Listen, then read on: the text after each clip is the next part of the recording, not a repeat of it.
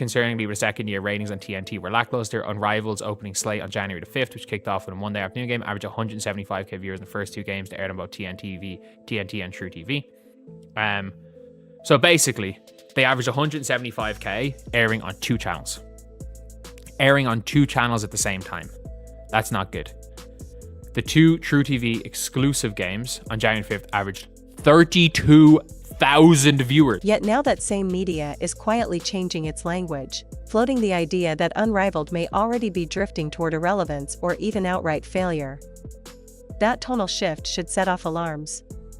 These aren't critics on the margins suddenly piling on. They're the same voices that once framed the league as untouchable and beyond questioning.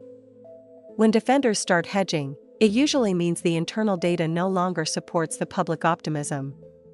This isn't a dramatic betrayal, it's a recalibration, a recognition that the story they were committed to telling is colliding with realities they can't keep ignoring. When the cheerleaders stop cheering, it's rarely because nothing's wrong. Nobody's watching it, nobody's talking about it.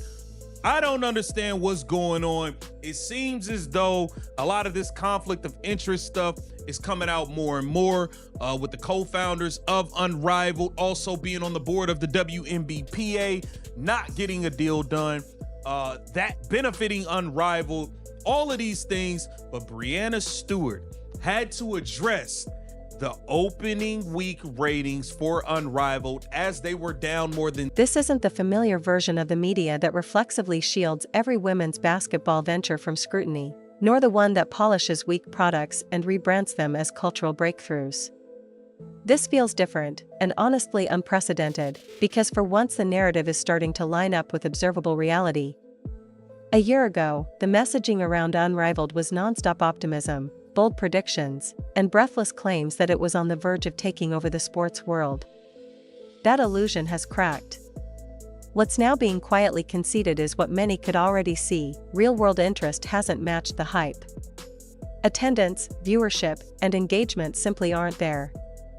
That conclusion may sound harsh, but only because it collides with a story that was never fully grounded in reality to begin with.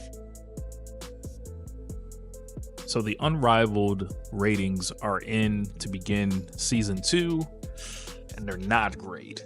To be honest, what should have been kind of expected. This is the second season. You're probably going to peak at the first time you come out, which last year I believe they were in the 300s, if I'm not mistaken. I'm going to pull up the numbers in just a second. The Athletic's Ben Pickman put them out. Saw people talking about the key demo rating as well. That was like kind of some misinformation from folks that don't know how rating. The problem goes far beyond ratings, because while declining viewership is easy to measure, the deeper issue is the product itself and the culture surrounding it.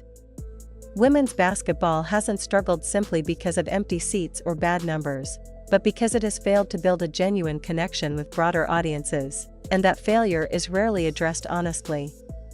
One of the most glaring and least discussed factors is the growing dominance of unlikable public personalities who shape the league's image. Over time, the WNBA has become saturated with a sense of entitlement that actively repels potential fans instead of inviting them in, creating an environment where criticism is reflexively labeled as hatred and accountability is framed as oppression. That dynamic makes meaningful growth almost impossible. By contrast, figures like Mike Mizanin, broke into entertainment through MTV's The Real World, Back to New York, and later The Challenge during an era when personality, self-awareness, and audience appeal mattered just as much as talent. The difference is simple but telling. Successful entertainment products understand that fans don't owe you loyalty, you earn it.